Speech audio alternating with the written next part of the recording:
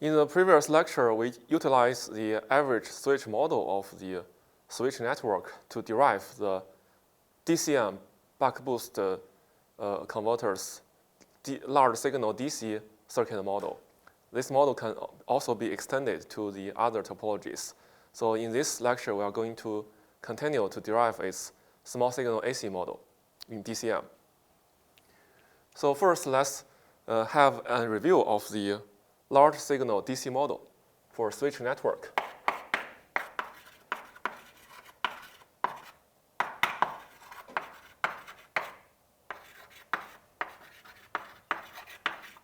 For different kind of topologies like buck boost, or SEPIC choke converters, they all have a pair of switch and a diode. So this switch network can be extracted and be modeled by such a equivalent circuit model in DCM operation. So we will have a virtual resistance and a power source. So here is RE. The power absorbed by the virtual resistance is transferred to the power source. And here is the input port voltage, input port current, and output port voltage, and output port current.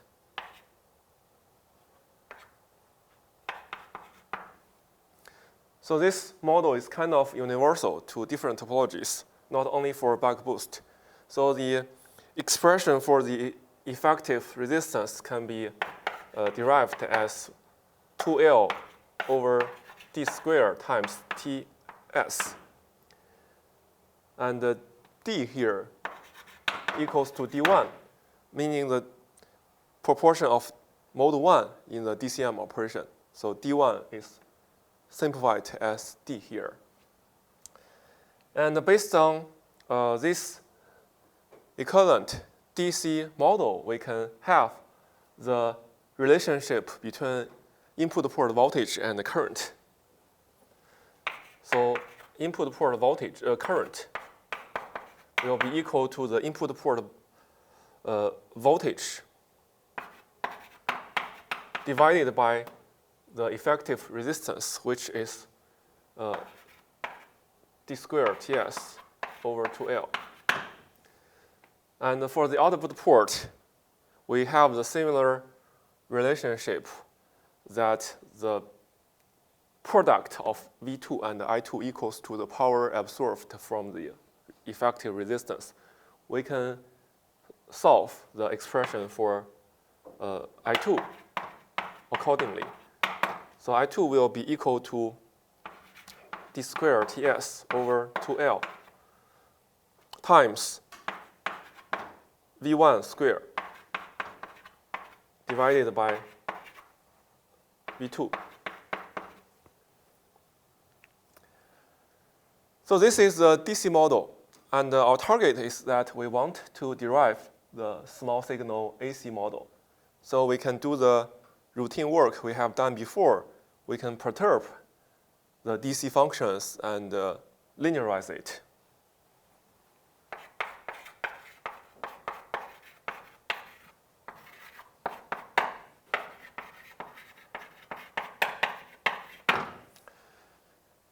So those quantities can all be perturbed. So for example, duty cycle will be equals to the DC duty cycle plus small signal AC duty cycle. And input voltage will be equals to the DC quantity plus small signal AC part, TS. And current, input current, I1, equals to I1 plus small signal I1. Output port voltage is also perturbed with DC bias plus small signal AC. Output port current equals to output port DC voltage, DC current plus small signal current. So this set of 5 signals are fully perturbed. And then next, we assume that we can represent this current through a function format. So we assume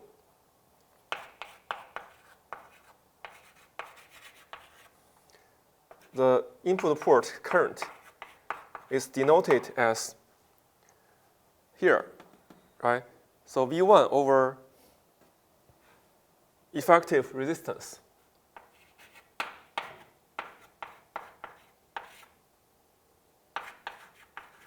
We denote this as a function of multiple quantities, including V1, V2, and duty cycle. So here we introduce this function symbol of F1. The variables including the V1 average, V2 average, as well as duty cycle. But for here, we can see that this expression only contains 2 variables of V1 and duty cycle, right? Duty cycle. So next, we can deal with the F1 function correspondingly. So we can utilize the Taylor series concept here. So we can expand F1.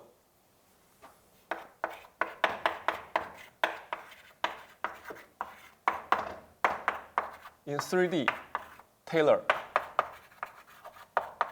series at the DC quiescent operating point.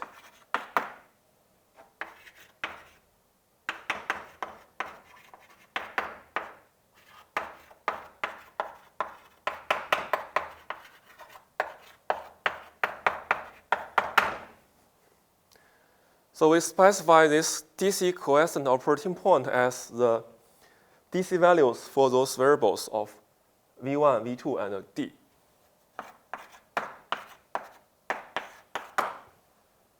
So then the left-hand side of that formula can be decomposed into DC part plus small signal AC as this equation indicates.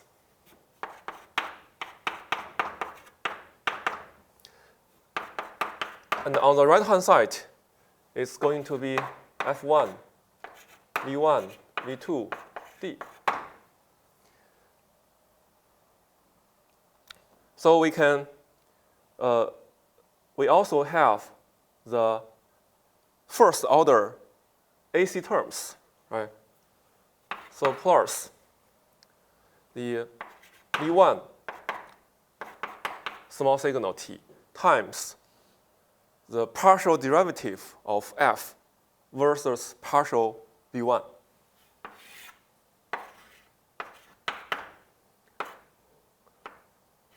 V1, V2, D. Please note that for this F1 function, we only consider V1 as the variable. So V2 and D are DC bias. So partial F1 over partial V1 under the bias that V1 equals to the DC V1 here, right? Plus we have 3 variables, right? Suppose that we should have 3 items, 3 first order AC items correspondingly. So I have just listed the V1 small signal part. Next is going to be the V2 small signal part. Similarly, right, partial F1, DC V1, lowercase v2, D, over partial v2 at the quiescent operating point, v2 equals to DC v2. Last one is going to be this variable, duty cycle. So for the Taylor series expansion, we also do the partial derivative. So here is d f1 v1 v2 d versus partial d at the DC BIOS d equals to capital D. And the series also contain higher order nonlinear terms.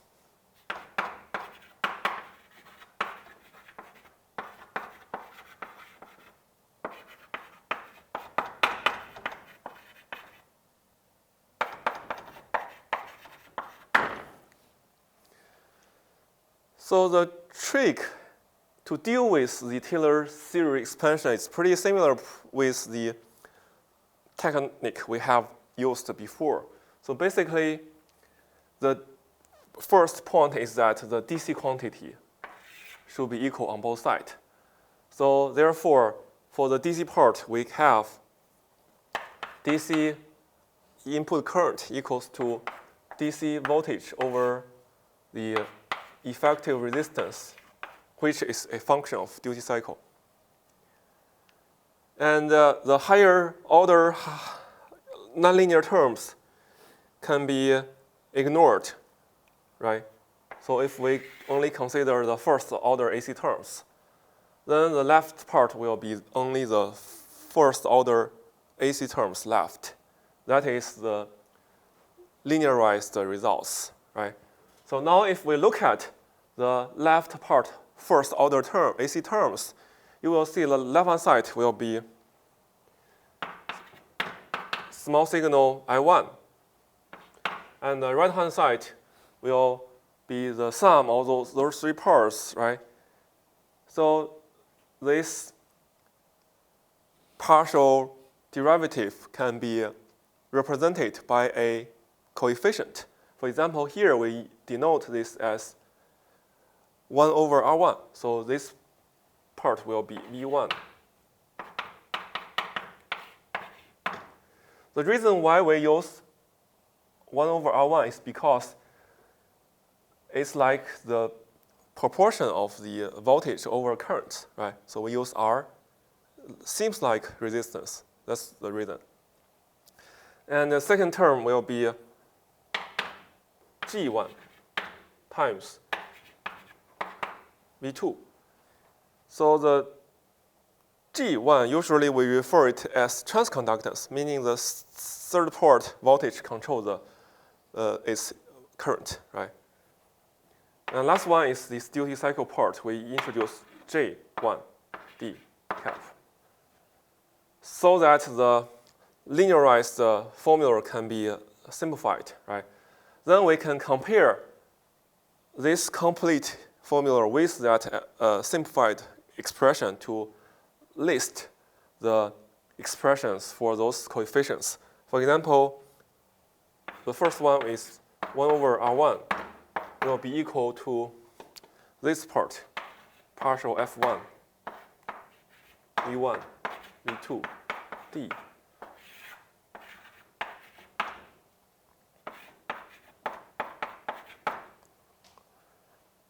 So F is here, right? F is here. You do the partial derivative, you will see that this can be solved as 1 over effective resistance. And secondly, let's look at the G1, right? So G1 will be equals to the partial derivative of F1, V1, V2, D over partial V2 in the DC BIOS that V2 equals to V2.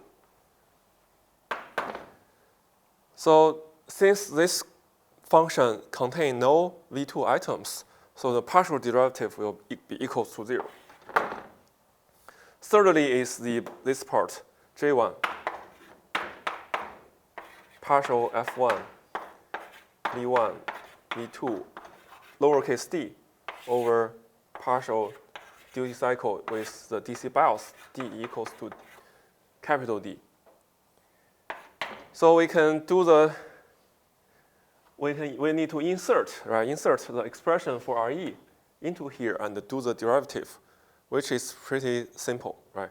So the result is minus V1 over RE times partial RE versus over partial duty cycle in the decibels of D equals to D.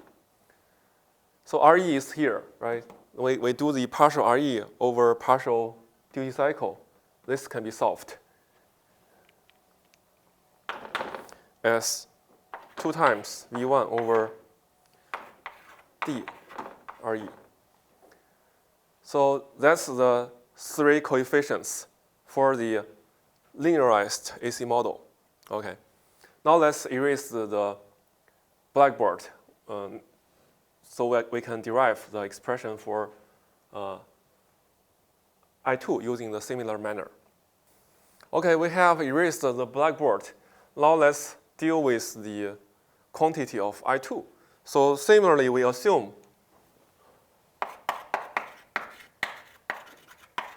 I2 average equals to the, as we previously derived, right? This equals to the average V1 square over effective resistance times V2. So this is like a power source behavior, right? Get the power from the absorbed by the effective resistance. So we can also introduce a function to represent this formula. So here we use F2 function. And also there are 3 variables. So including V1 average, V2 average,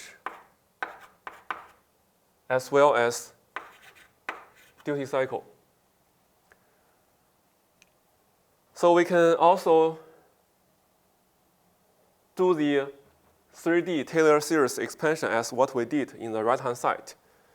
So I'm not going to repeat the entire procedure. The results will be similar. For example, the decibels on both sides will be equal. So similarly,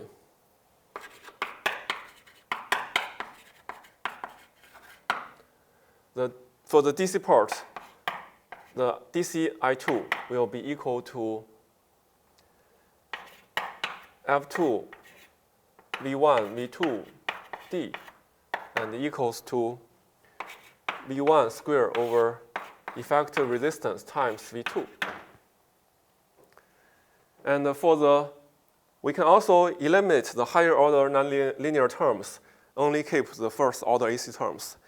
And we can also normalize it by introducing the coefficients, the set of coefficients. For I2, we will use such a representation for I2 small signal AC equals to minus 1 over R2 times V2 plus G2 times V1 plus J2 times duty cycle. And then we can write the expressions for those 3 coefficients. First, let's look at R2. Right? R2 means that the output voltage controls the output current in this ratio. Right? So we can derive that 1 over R2 equals to the minus partial derivative F2 of V1, V2 duty cycle versus partial V2 at the decibels. V2 equals to DC V2. And based on this formula, right, we can insert into the partial derivative and find out the results. So the result will be V1 squared over effective resistance times V2 squared. So for here, we notice that there is a V1 to V2 ratio. So we can introduce the voltage conversion ratio to simplify the expression. For example, we define DC V1 over V2 equals to 1 over M, where M is indeed the voltage conversion ratio for the DC to DC converter, right? So that this expression can be simplified as 1 over RE M squared. Next, let's look at G2.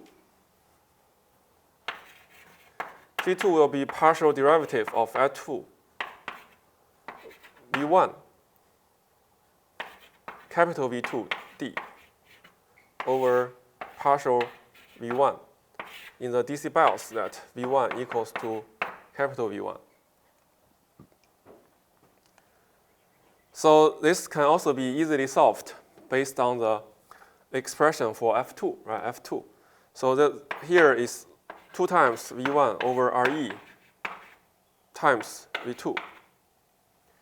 Again, we also see there is a V1 over V2 term, so we introduce M to simplify the expression. So here is 2 over RE M. Thirdly is the J2. J2 will be partial derivative of F2 V1, V2, lowercase duty cycle in the DC quiescent point of D equals to capital D.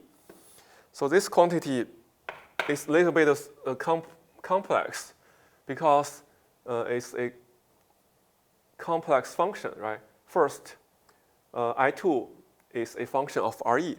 Secondly, RE is a function of duty cycle. So we can use the knowledge we learned in the calculus to derive it. So first part is minus V1 squared over RE squared V2.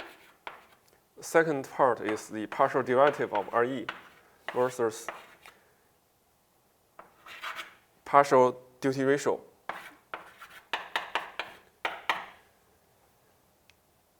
So we previously had derived this partial derivative. We now just insert into here. So the result will be 2V1 over DREM.